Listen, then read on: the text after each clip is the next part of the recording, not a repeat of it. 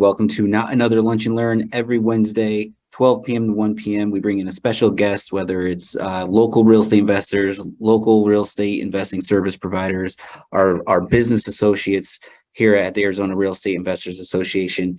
So thank you for being here. If you have your screen off, this, I know we're not in person lunch and learn, but still networking. We're still getting to know each other. We're still asking questions. So if you could turn on your video, that would be great. We have Molly and Rosa in the chat box, whether you're on Instagram or Facebook. So ask your questions. Molly will make sure I get all your questions answered. And Molly, it does show I'm live on. Oh, shoot, I know why. All right, hold on, everybody. I made a mistake here. I was on my personal, so that's not going to work for all of us. So let's see.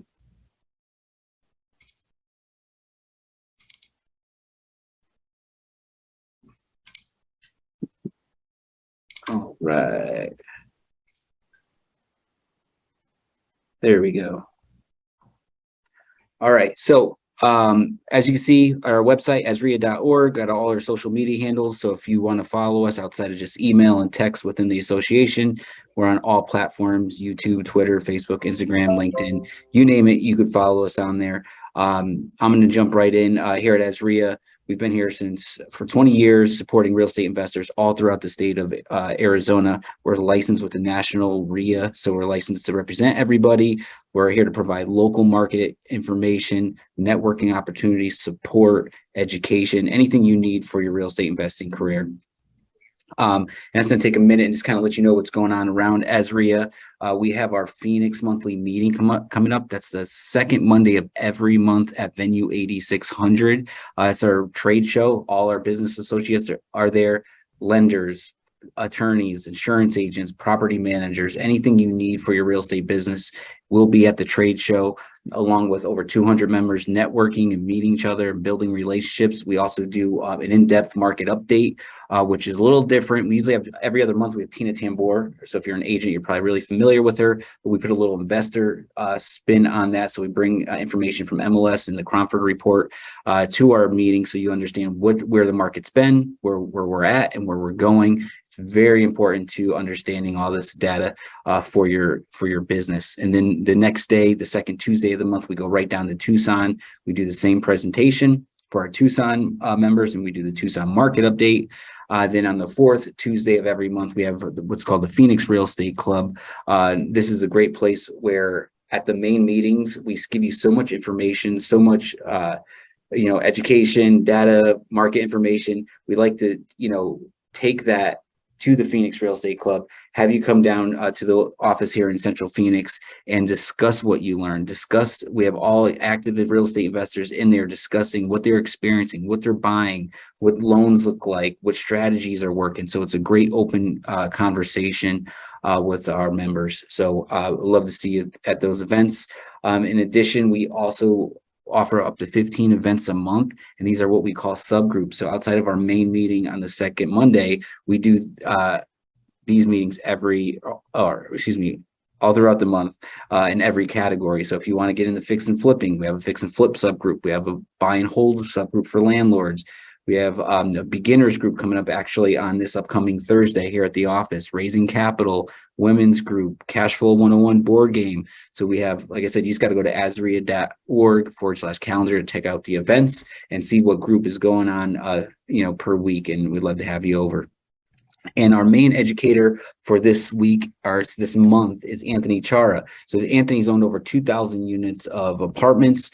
So he's been teaching this for almost 15 years, and he's doing it actively all throughout the country. So about 5 to 6 times a year, we bring in a national educator outside of our local investor or educators. So Monday, September 12th, he'll be doing a presentation at our main meeting. He'll be doing the presentation at our Tucson meeting. Then he's going to specifically Wednesday, September 4th from 6 to 8 here at the office, he's going to discuss analyzing multifamily deals. So if you have a deal in town and you want to know if it's a good deal, he'll run the numbers and tell you if it's good or not here at the office. If you have a deal in, Iowa, Florida, it's a multifamily deal, he'll run the numbers and tell you what he thinks about that deal. So hang out with us 12th, 13th, and 14th. And then what Anthony's going to do is come back the following Saturday, September 24th. He's going to spend a full day with us, and he's going to teach you how to grow wealth with apartment buildings. So it's going to be very in-depth. So if you come to either the 12th, 13th, or 14th, then he'll dive in a little bit deeper as to what he's going to teach on that full day class. So love to see it. Those Launchpad is coming up. So if you're a new investor, just getting started, you're chasing the shiny object syndrome, you're YouTube University, you're jumping around all over the place, not knowing where to go. 6 months pass and you're just like, wow, I didn't get anything done. So this is what the Launchpad is for. We're here to help you create a small business plan, right? Look out six months to a year. We want to go over these 8 topics. You're going to get a workbook, and you're going to walk out with a real estate investing plan that you could follow and stay focused on, so you can gain traction and momentum in your business. Okay. So we're doing that Saturday, October 29th. It's about 4.5 hours here at the office. If you're AZREIA member, it's $30, non-member, $100. And you can register on our website. AZREIA show. My Marcus Maloney and I, we've been doing this for about a year now. We're on episode 41. We just interviewed Chelsea Peets last Friday. So every Friday at 7 a.m., the episodes come out on YouTube and all podcast platforms. Chelsea's great. She's, she's an influencer, social media influencer. Her niche is real estate agents and investors. So she knows how to, show you how to use social media. It was a great conversation. So check that out. Home Depot, if you are a member, you get 2% cash back twice a year from whatever you spend at Home Depot. You get 20% off all your paints. You get appliance and cabinet discounts. So as a member, you just got to make sure your pro account is hooked up with your AZREIA account. We can help you do that either at the front office, or we have videos online that show exactly how to set that up. So if you're not a member and you're new here, and you decide to become a member and you're not going to be that active, for $100 a year, you can go to be a member. You get access to all our benefits, local and national benefits, but you just got to pay per event, right? So if you go to a subgroup, it's $5. If you go to the main meeting, it's $10. So if you're going to do more than 6 or 7 meetings a year, you can become what we call a plus member. So for $239 a year, you get to go to all the basic meetings and no charge. And of course, you get access to all benefits that we have to offer. All right. So real quick, before I jump into Andrew, next week we got estate planning basics with Sam from Focus Law, which is another business associate. So if you have rental properties and you got properties under your personal name and you got family and no will, and you want to protect your assets, this is going to be a great starter on how to get that information. So with all that said, let's jump into our special guest, Andrew from People's Mortgage. How you doing, man? Hey, good afternoon, good morning for some people. Doing pretty good. It's a short week, so we're trying to get everything done. And I have 4 kids under 7 too, so my life is full of chaos at all times. I bet it is, man. I have one. I have a son, and man, sometimes I see anyone with more than one kid. I'm like, I don't know how you do it. So I get times 4. Good luck, man. That's awesome. It's we took him to New York this summer, and people were like, how did you take 4 kids under 7 in New York? And I'm like, well, if we're chaos right now, we just took him to chaos there. So it was taking him to normal felt fine. When I'm on the plane and I just see that scenario, I'm like, that's 4 baby carriages, that's 4 bags, that's 4 bottles. I'm like, man, more power to you, man. So tell us about yourself, man. Today's gonna be all about investor loan products and how what's out there, and you're gonna educate us. But tell us briefly about yourself, and we'll go from there. Yeah, for sure. So I'll kind of give you guys a long short of the intro, and then I have some stuff planned to talk about, but I love when people ask questions and scenarios, and that's kind of really what my whole business is built on. So a little bit of myself. So obviously born and raised in Arizona, lived in Tempe, lakes in Tempe. If anybody knows that community, awesome community. They don't build them like that anymore. And so grew up there. Went to college in Reno, Nevada for a couple of years on a golf scholarship. Got a business degree, which does it do anything? I don't really know. But but went there and realized that I'd rather be hot, sweaty, and naked than freezing cold and bundled up. So moved back home after college, turned pro, did the old pro minor league golf thing for a couple of years, ran out of money, and was working 2, 3 part-time jobs while still trying to play golf and waiting tables and just struggling and hustling, and kind of just found my way into mortgage, and realized, this was 2012, 2013, realized very early on, a lot of people in my industry are just they're kind of sleazeballs, man. And I realized a lot of people are lazy, and with everybody being in real estate, there are a lot of realtors and lenders and title and insurance. There's a lot of lazy people. And I was young and driven, and I was like, oh man, I can do this. It's kind of like a lot of our like investors have that feeling, and that's the cool part about people wanting to invest in real estate, is that they have that same feeling. And so 2013 went kind of full bore into mortgage. Didn't touch a golf club for 4 years, and built the mortgage business. And by my third year, got to top 1% in the nation, and had a goal of being top 250 loan officers in the nation, and built my way to that, and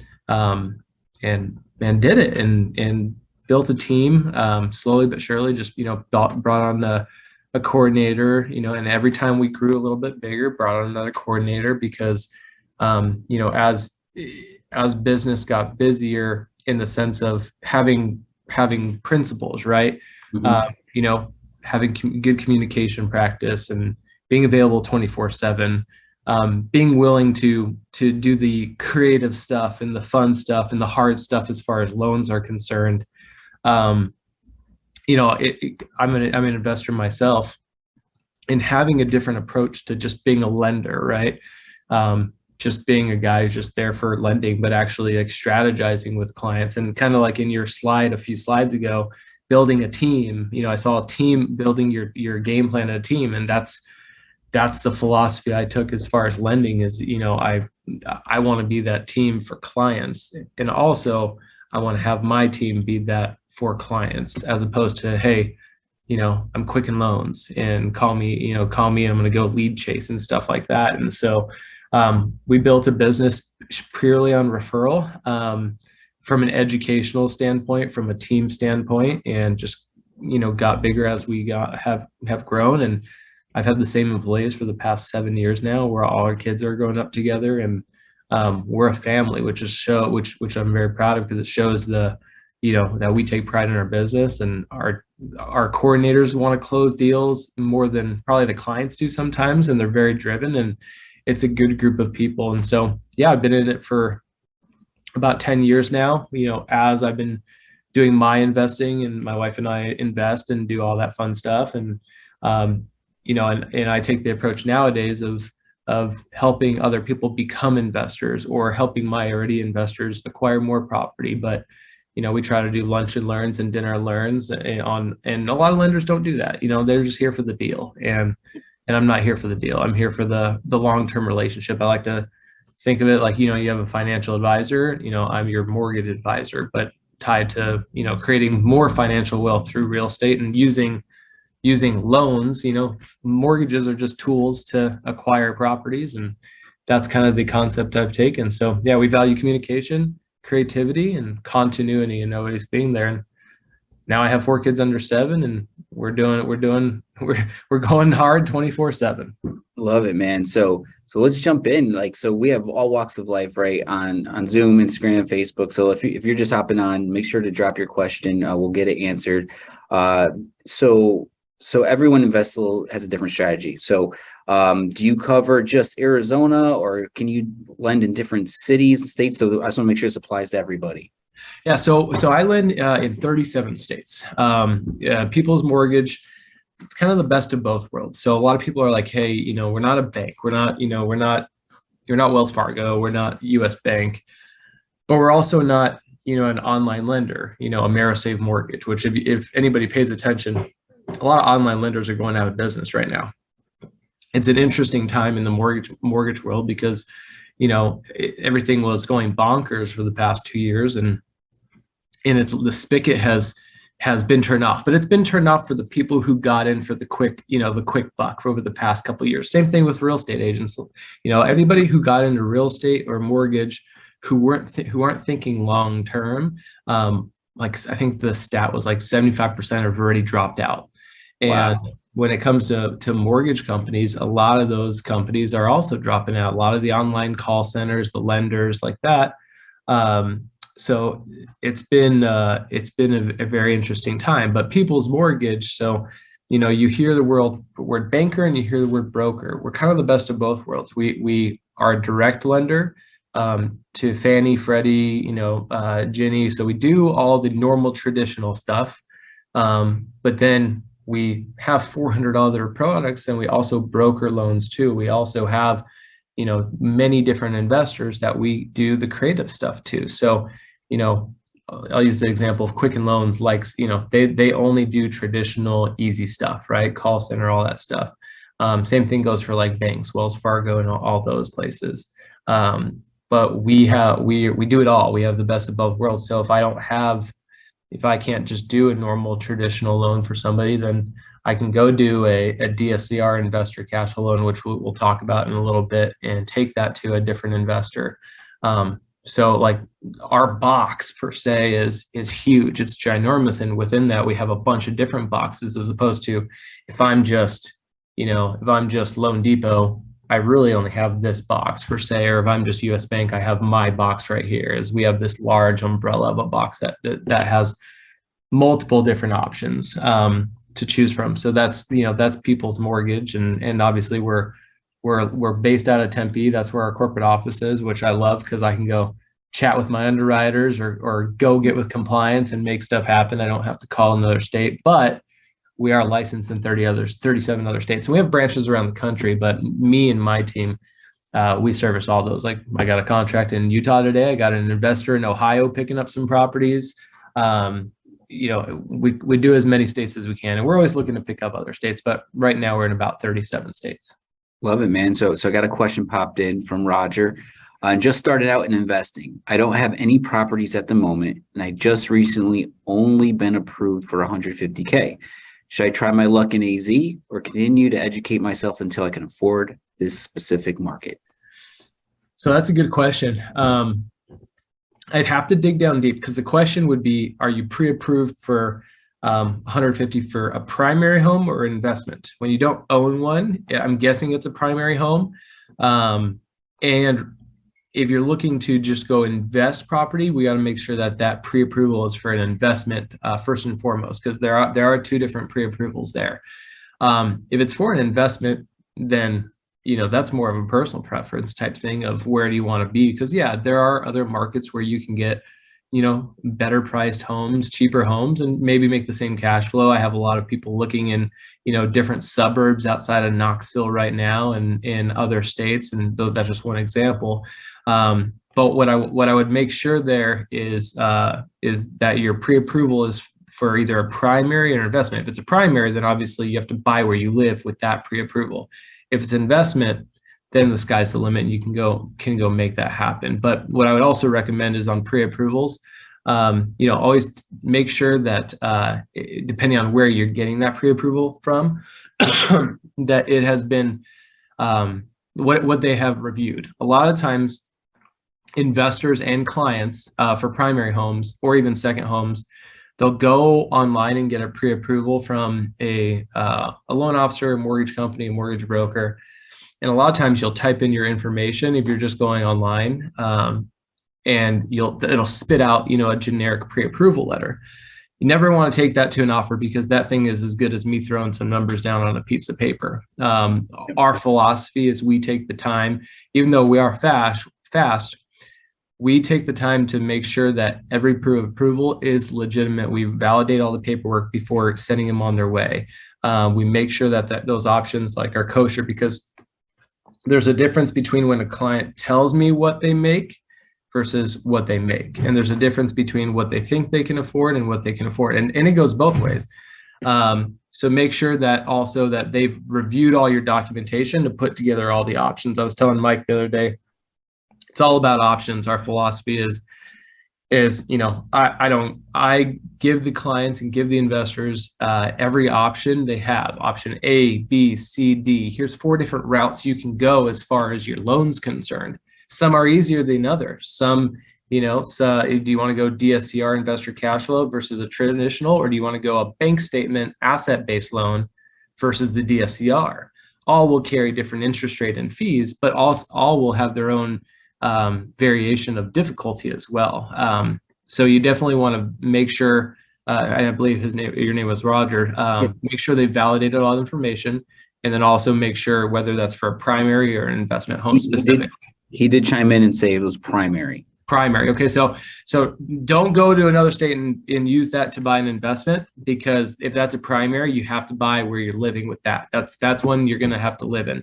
If you want to get an investment pre-approval, definitely either get with your loan officer or get with our team, so we can tell you what you're pre-qualified, because the regulations when you don't own a current property are a little bit different from in buying investments. You can still do it, but the guidelines are a little bit different for all the programs. Let's take a quick second on the primary, since that's the subject, right? So we're real estate investors. We can leverage our personal. So I'm going to keep referencing to our conversation because we interviewed Andrew for our podcast yesterday. That was a good episode too. Yeah, it was fun. So within the next 3 weeks, it'll be out. So if you want to dive deeper in about Andrew, it'll be great. So, but let's just go down that personal route, right? Everyone has an opportunity to buy a house or an investment property via personal situation. So maybe briefly just go over what that looks like for an investor. Yeah, so a great place to start when I tell people are looking to get into it. I personally, as an investor and a loan officer, I think the best way to start getting properties is just buy your own to live in. You have Grant Cardone says the opposite, but he's also a billionaire, so he can say that. But I believe the best place to start is get your own and start organic. Get one to live in it for 6 months to a year, and then go buy another one, turn that one into a rental. For a primary home, you can get in with as little as 3% down payment, or if you make under like 110,000 a year, you can get in with down payment assistance, which Mike didn't even know about yesterday. But there's no such thing as first-time homebuyer programs. A lot of people are like, "Oh, that's for first-time homebuyers." No, it's not. So you can get in for a primary home with the better interest rates at 3% down out of pocket, or if you make under those income limits, you can get down payment assistance that covers that down payment for you. I had a client last week get in a house, used down payment assistance, got like $7,000 in concessions, and got in for the house and got $1,000 check back at closing. Got in for a net zero out of pocket into the house. And so, a primary home, if you are in a place where you can live in a house for a while and then turn that organically into a rental, that's the best way to do it, because you're going to save on cash flow. Your rates are going to be a little bit better. Primary home rates are always going to be the best. And then you live in it for a year, 2 years, six months, life changes. And then you go buy yourself another primary home, turn this one into a rental. Then maybe a year later, you do it again until you get to the point where you have cash, where you can go buy investment properties outright, where you have a family and you can't move as much. That's the best organic way to do it, because primary homes can be as little as 3% down. Anywhere from 3 to 5% is the average for a primary home. But if you're able to use that assistance, man, you could be really strategic with it. I used the example yesterday on the pod about a gentleman, 2014, who used down payment assistance 3 years in a row, and then on the fourth home, he put like 5% down. And over that time period, he acquired all those homes with like less than 40 grand out of pocket over that span. And now, fast forward, those homes are equated to over like 1.2 million in equity, from that 40 grand. And those first 3 homes were using down payment assistance. So, that's my opinion, obviously, as somebody who looks at it from both the lending and the investing side. And obviously the only downside is that one takes a little bit more time. It's the organic way. It's the slow and steady way. But, when it comes to developing that long-term plan, slow and steady can win the race a lot of the times as far as long-term is concerned. And if your plan as an investor is to acquire properties over time, so you look 20 years from now and you have 50 properties that are all generating an amazing amount of passive income, that's part of the strategy that may want to be in that realm of what you want to do is constantly acquiring your own primary till you get to the point where you found somewhere where you want to live forever, and then you can go just keep picking up the properties. But And Andrew, this strategy goes along with what everyone it's now called house hacking, right? So you get 3% down or some assistance, and you rent out the bedrooms, or you get up to a fourplex, live in one unit, and rent out the other 3 units. Essentially, should cover your mortgage or pretty close. So very, very great organic way to do it. I have countless real life examples. I had a client just yesterday get under contract for a duplex FHA loan, 3.5% down. Got some concessions, so he'll probably have an out of pocket of, let's say, 13 or 14 grand. But he's going to live in one unit, rent out the other unit. His out of pocket's not going to be substantial every month because that rent's going to, on the other unit's going to cover essentially half his mortgage payment. And he's like, that's how I'm going to start. I'm going to learn how to manage, through that one unit.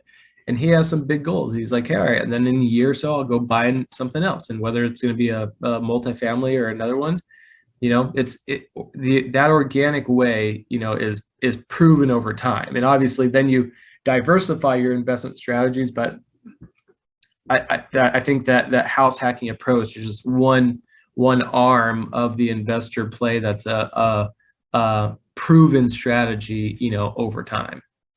And any questions around this before we kind of go to other loan products, house hacking, leveraging your personal criteria, and hopefully that gave you some ideas of how you can, leverage your primary. And I think in today's market, I think there's been some reductions in price. Like you said, there's concessions are being given out now. And with the assistance for down payment, there's a lot of ways to take advantage of houses in this market. Yeah, I'll kind of piggyback because one question I get is like, how do I qualify for that? How do I do that? And what people don't realize is every time you go to your next house, while the time you're shopping for your next primary house, if you're doing this path, you get this one listed for rent. And all you have to do is line up the tenant, get a security deposit in for somebody who will be moving in after you move out of the current primary.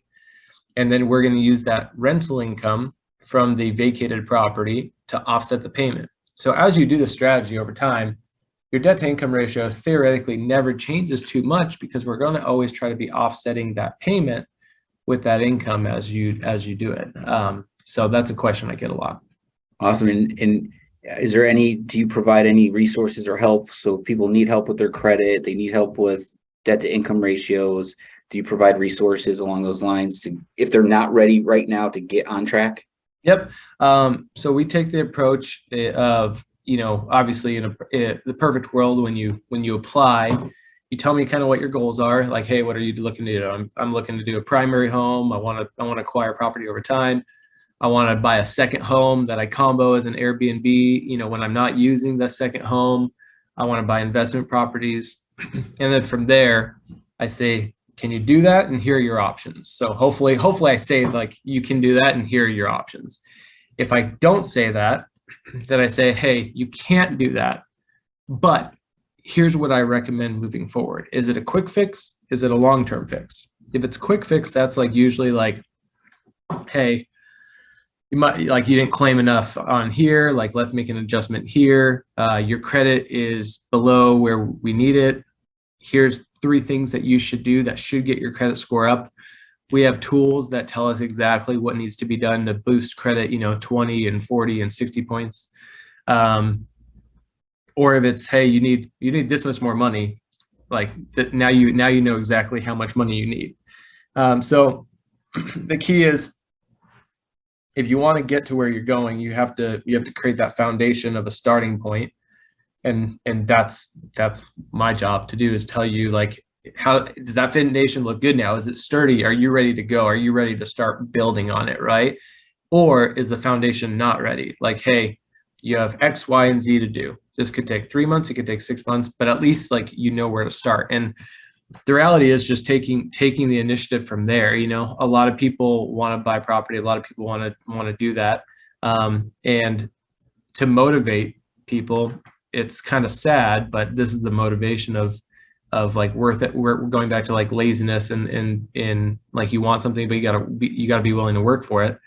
Out of 10 people who come to me, if credit is an issue, and I tell them exactly, hey, you have to go, call on these collection, do this. It's going to take some hours, but if you do it, you'll get it off. Out of 10 people, if I give them a path, 3 of them will come back to me eventually with their credit fixed. The other 7 will give up and just be like, oh, it's hopeless. I'm never going to get that credit. And that shouldn't be like that, right? If you want something, like, you can make it happen. And at the end of the day, if you want to make something happen in real estate, like, you can do it. Sometimes it'll take time. Sometimes it'll take some work. Hopefully it doesn't. Hopefully you're good to go. You got your down payment. You're ready to go. But if you're not, that's okay. You got to start somewhere. And it's like going to the gym. You got to start at the gym. It's going to be hard at first, and then it'll get a lot easier once you get to a place where you're good to go. So just take some time. So we got a question from Steven, wants to talk about DSCR loans. So let's kind of move down the primary route. So let's start going to the investment products and how investors could, leverage some of the, you went over a lot of things the other day. It was great. So also asked about the HELOC. So, when we were talking, I thought the HELOC was just, for your primary residence. So let's start with the HELOC and the HE loan that you were mentioning and how investors can leverage those. Yeah. So HELOC, great question. HELOC and HE loan. So HELOC, everybody knows, is just like a line of credit, right? HE loan is also just a secondary loan. Really, they're just 2 different variations of a second loan on a property. And one is more flexibility. A line of credit, as everybody knows, can go up and down as you use it and don't use it and pay it down. A HE loan is just a straight loan. Here's your amount, here's your payment, normal amortization, fixed versus variable rates. But HELOCs are available on primary homes and second homes, and then HE loans are available on primary, second, and investments. And so right now, with my investors, with honestly everybody who wants to be investors, a lot of people who've gained equity over the past 5 years, let alone 2 years, everybody who's gained equity was like, okay, how do I take that equity and use it as, down payments on my next properties. And the reality is if you don't want to tap into your current assets, this is the way. The HELOC and the HE loan is the way to tap into the equity of some other property assets to then move that equity as your down payment into other properties. And so, I'll give you an example. I have a couple who they're on their second investment, and we ran numbers, and I was like, they just need to pull out like 50 grand. I said, all right, your payment on that's going to be like $300 on your property. They're pulling it out against one of their investment properties because they're making already like $800 in cash flow on that. I was like, all right, well, your payment's $300, so your cash flow is still $500, and they're going to use that to go buy a second home that they can combo as an Airbnb, so their family can use it, but they also get it paid for through renting it out. So though you can use those on investments, you can use them on second homes, you can use them on primaries. Different maxes as far as loan to value. For example, I have one person right now that's doing a HE loan on an investment property that they initially were going to fix and flip. They fixed it, and now they want to keep it as a rental, but they want to replenish some of their funds and get a hard money loan paid off. So they're doing a HE loan up to 79.99% of the appraisal value. And that's going to essentially get everything paid back that they want to pay back, replenish their cash, and give them a little bit extra, and they're just going to turn it into an Airbnb. On a primary HELOC, you can go up to literally 95% loan to value. So if you already have one loan on it at 70%, that means you can take up, an extra 25% as a HELOC. So different regulations, different rates, different loan to value restrictions. But a great thing to tap into right now, if you don't want to touch your current financing on the property, really that's really the main time you're not going to do it, or you're going to do it. But yeah, that's what's important about building your team, right? So, from attorneys, property managers, real estate agents, loan officers. So someone like Andrew, he has so many access to so many different products. You just need to sit with him and say, here's what I have. Here's my vision. Here's what I want to do. And then he could kind of take all those puzzle pieces and kind of find the right products and then explain to you those products and how they work and see if they even fit. So so I know we're going to go into DSCR as well a little bit, but when you're pulling money from the HELOC, cash out refis, and what's a beautiful thing about this are those taxable events. No, and I'm gonna say first that I'm not a CPA or tax advisor, Sure. but from my standpoint, no, I don't believe it is, because it's not truly income. It's just a loan, right? So, just like if you're cashing out, if you're just doing a straight cash out refi on a property, that's not actually income. You have a payment on it. You have a mortgage payment on it. So I would say, from my opinion, it's not, but definitely talk to your CPA.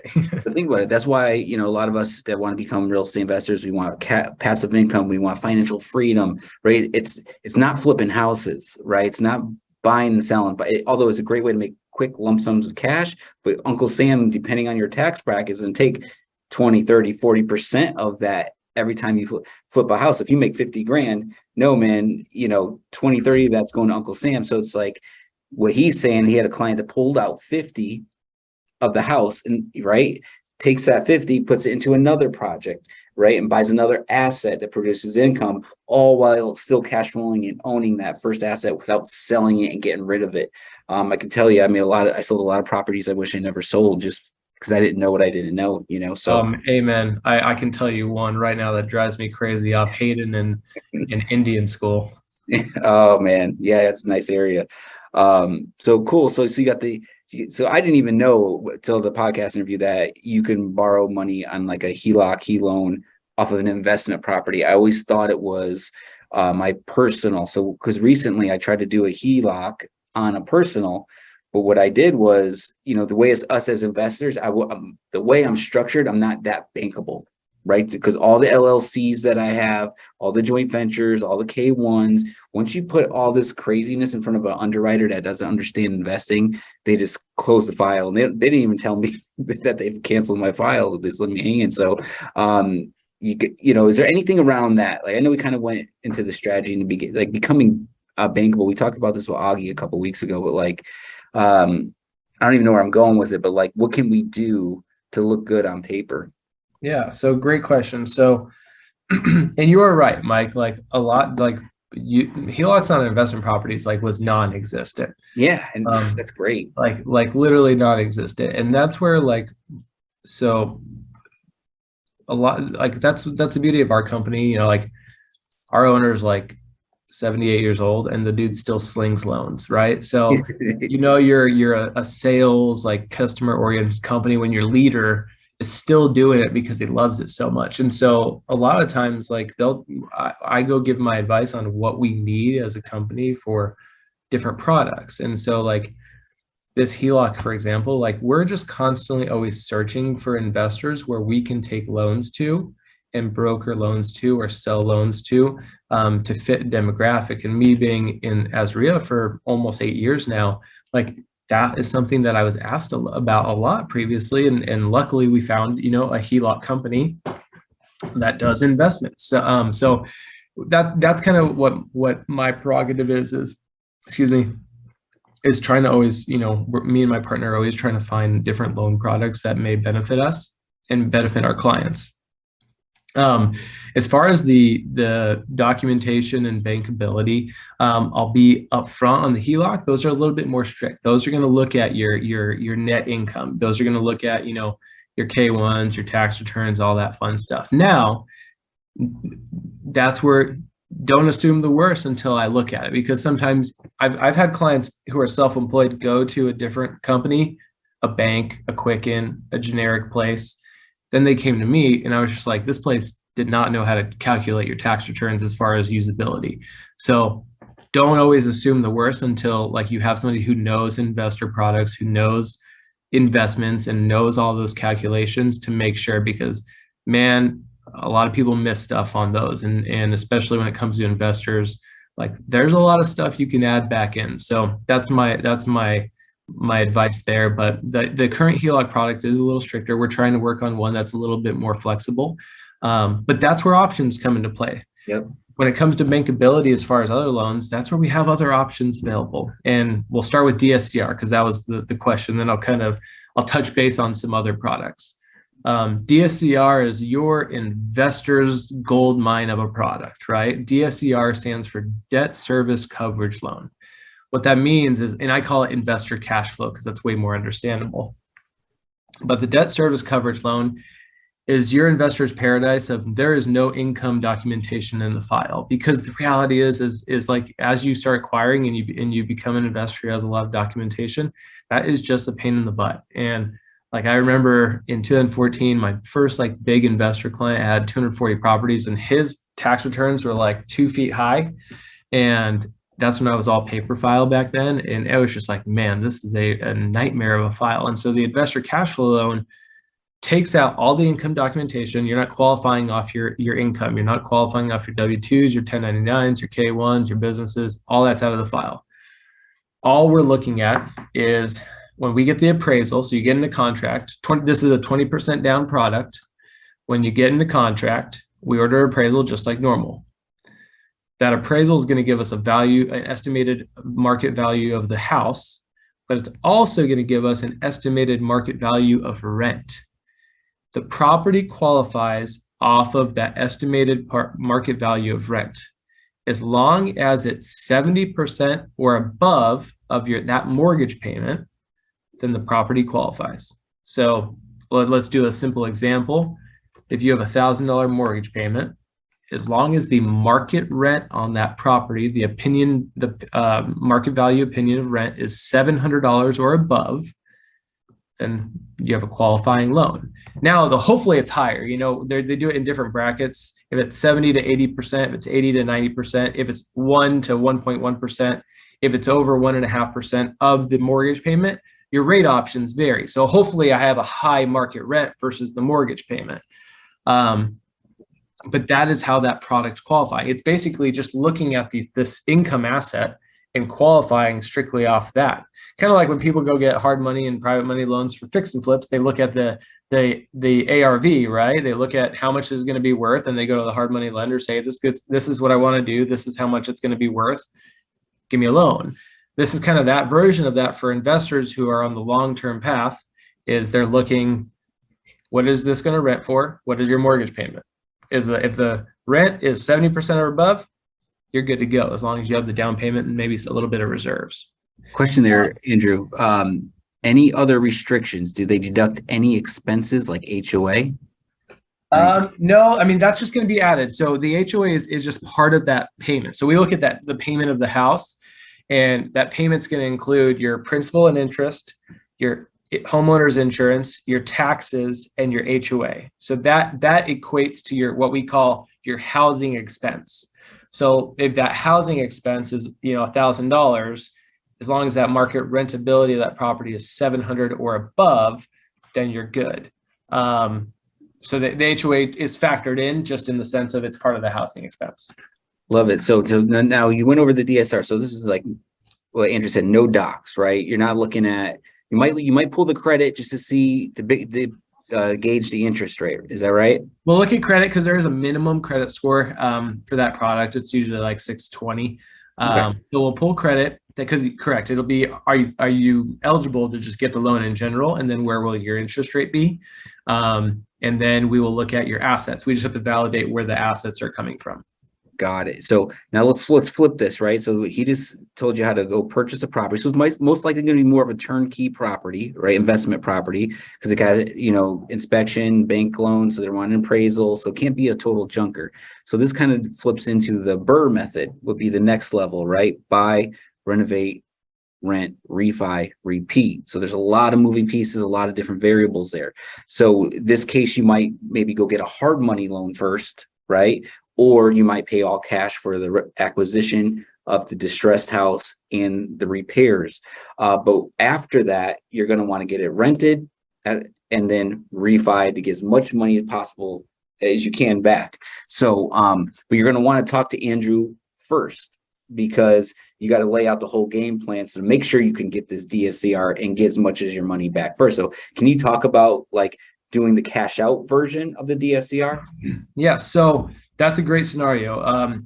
you do want to game plan first, because assumption is the worst you can do when it comes to lending, because you want to make sure that what you're planning on doing when it comes to the loan, the guidelines of whatever product we have, we want to make sure it fits here, because what if you don't, and you get down the road and then you're like, all right, I'm ready to go. And I'm like, well, you can't do this because of X, Y, and Z.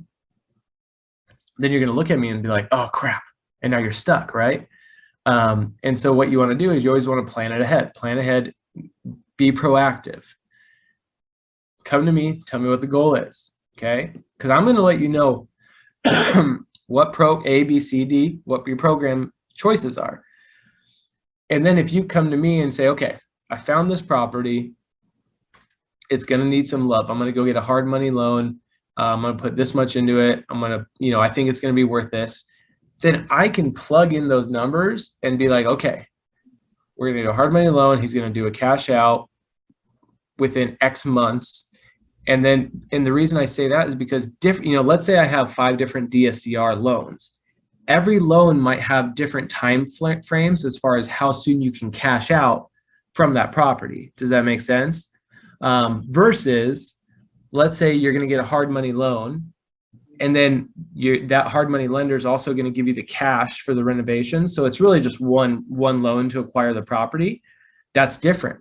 That's different as far as how soon you can, if you just want to get that payoff paid off, then you can do that faster. Sometimes you have to wait 3 months, 6 months to pull cash out. Sometimes you don't. I might have an investor that says, hey, no time frame on cash out, but the rate might be higher. So the whole point is like, when we talk about DSCR, when we talk about asset-based loans, when we talk about all these different loans, understand that each category probably has like 10 different outlets that I can take that loan to. And we want to make sure, based on what you're planning on doing, that that the end result can happen based on your time frame and what you want to do. Like I have one DSCR investor that says you can cash out, but if you do it within 12 months, we have to go off the purchase price and not the current appraised value. So that's where we want to be proactive and be like, okay, like we have all these DSCR options. Which one fits the goal of what you're doing? So then you don't go get knees deep into a project and then hit a wall and be like, crap. Because let's face it, that happens all the time with investors. That's why there's a lot of houses that are gutted on MLS right now. So it's like, to think a little creative on this. So, a lot of investors come around, they say, I want to wholesale to make some cash. I'm going to roll that big cash into a fix and flip, and I'm going to make more money on the fix and flip. And then I'm going to buy my first rental. Like, all that is great. But this product, the DSCR loan, if you have, was it 30, 25 to 30, 20 to 30% down? 20, we can get as little as 20. So, hey, right now it might not be, a little harder. If you're an investor with cash sitting in the bank, you can go out and buy turnkey property today. Like, you don't have to go through that whole process. If you don't have, 10 or 20% on a $400,000 house, 80 grand, whatever it may be, you can go to the Midwest, right? I buy in Cleveland, Ohio. I can get a house for 100 grand. I can get it all in probably 60, 70 grand and get $1,000 rents. So now I only need 12, 15 grand down, right? You get what I'm saying? So the options and opportunities are out there. So what I would like to say on that down payment piece. So let's say someone's in here and they don't have the 20% down, but they want that turnkey rental. Can they borrow money? Because we're creative, we're investors, right? So give it to me. Can we borrow 20 grand from someone as our down payment to get into the DSCR? So what I would say there is, on an investment property, you cannot, on any property, you can't borrow money for your down payment. So I'll preface it with that. What you can do is get a gift from somebody.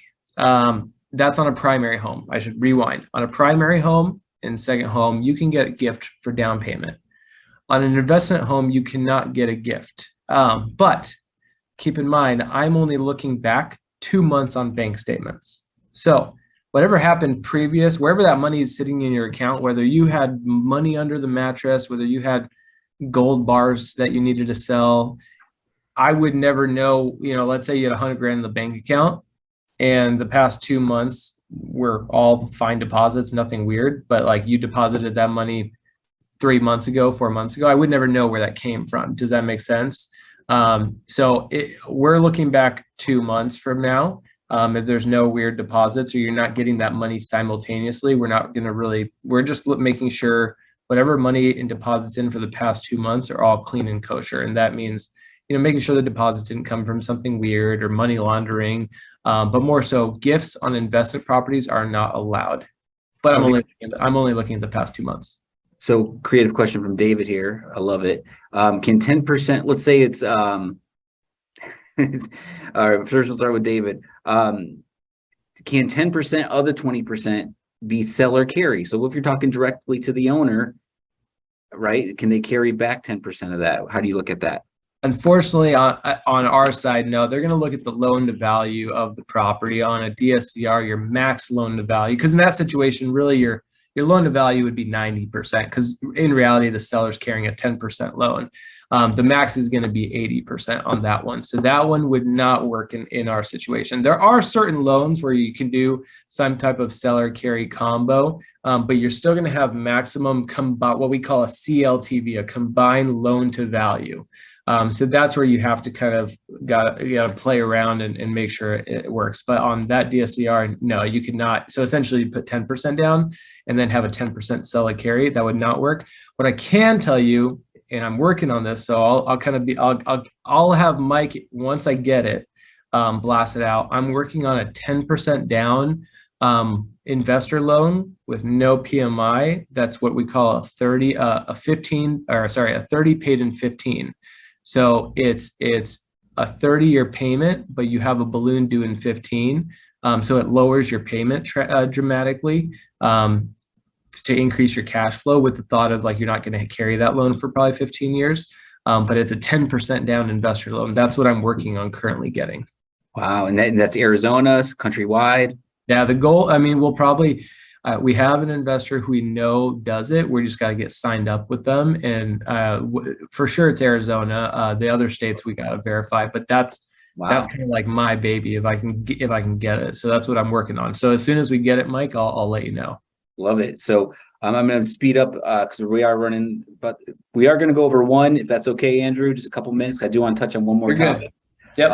But Stephen asked on those, back to clarifying the down payments, can it be crypto payments going into your bank account? Will you guys take that? Yeah, so this is a fun topic. Every investor is different because it all depends on the type of statement your crypto exchange gives you, right? Like I have crypto. Didn't learn the first time, and the second time I've been playing that game for the past 5 years. Every exchange is different. They have to be able to provide a statement that shows, like, your name, your address, like a bank statement, right? It has to look like a bank statement. So it depends on the exchange and the type of statements they can provide.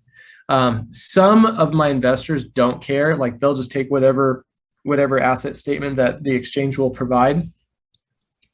So if you're planning on using crypto, that's something that you just want to tell me up front. So then when I'm putting together your options, I can tell you, hey, we're going to want to go here, here, here. But if you deposit it 2 months prior and then wait 2 months, because then I only look at the past 2 months bank statements, then it's irrelevant, right? So that comes to planning. If you're going to buy investment property in 4 months and you have crypto assets, just deposit it now, and then it's not going to be a question, come 4 months from now. So that's all a planning thing. But if you found a property today and you deposited the crypto today, then it's going to depend on the exchange you use and the investor we go to. But it is usable for, I'd say, about half of them. It all depends. Like Coinbase, I can tell you right now, Coinbase and Robinhood do not provide the bank statements that we usually need. So they're a little bit more of a pain, but it's all relative to what type of statement they can provide. Love it. Perfect. I never even thought to ask that. Great question, Stephen. So let's just jump in. So that last step I kind of want to, if you could briefly go on, is just the whole short-term rental products, second homes, just along those lines. Yeah. So I kind of use this as we kind of talked about primary, which is one way, primary stepstone is one way to acquire property over time. Then you have your investor specific loan that's just like, boom, 20% down, let's go buy an investment property. And then your second homes are kind of like your in-betweens, right? They're a second home is something is basically like a second home for you. So like from Gilbert, Arizona, where I live, Payson or Show Low, that's considered a second home territory, somewhere a second home for you. But like a good way to acquire property, because a second home requires only 10% down, is doing something like that where you only have to put 10% down. And then if you want to combo that with an Airbnb it in your part-time, then that's kind of the next progression. I always tell people it's like a progression of like experience, right? You start with your primary, then you get to the point where you buy a second home where you're using it. You still get the benefit of that, for your own life and own well-being of wanting to go buy somewhere in a second home area. But then you're renting it out for half the time to pay for the asset. And I have two couples right now. They love Cottonwood. They're shopping right now. They want to go buy a second home in Cottonwood because it's an up and coming wine area. And every time they go, they drop $1,200 on an Airbnb. And they look at each other one day and they're like, why don't we just own a place here? And then we'll rent it out when we're not here. And we did the math, and as long as they rent it out like 10 months out, or 10 days to 11 days out of the year, it pays for itself. And so, doing the second home, comboing it with the short-term vacation rental is kind of the next progression of acquiring property. And then obviously you get to the investor DSCR and just normal investor products at that stage. But yeah, 10% down, slightly better interest rates than investment property. Just another progression that requires a little bit more out of pocket as a primary house, but a little bit less than an investment house. Love it, man. So we covered a lot, right? So briefly touched the second homes, cash out refis. They're not taxable consequences. You can make crypto payments, crypto towards your bank statements to get qualified. 10% down. What is that? That was on second homes in second home. Yes. DSCR loan, no doc. Leveraging your primary residence to be an investment. So there, another great reason why Andrew is great at this, like what I highly recommend outside of his experience, is he's an investor himself. So I always recommend your agent, your property manager, your accountant, your loan officer, anyone that's on your team should be investing themselves too. So because if they're, investing themselves, they're going to look at those products and what's out there for their best interest, and they're going to be able to share all that research with you when they're working with you. So he's a great example of that. We have Andrew's information. Let us know how we can get a hold of you if they want to kind of run their scenario by you. Yeah. So on this little blurb right here, my phone number's not on there. I'll just give it to everybody right now if you want to write it down. And then if you go on the AZREIA webpage, I'm sure it's somewhere on there. Just 480-735-4095. Either text me or shoot me an email with any specific questions or scenarios. I'm happy to answer it. And yeah, and you said it perfect, Mike. You people on your team need to be doing the same thing you are. Hence why I'm trying to get that 10% down investor product, because I'm gonna use it all day. Yes, I love that, man. And yeah, and if you're AZREIA member, is there any discounts or benefits for working with you? If you let us know about. Basically, how we do lending is every single type of product may have different fees associated with it, because it's all based on risk factor.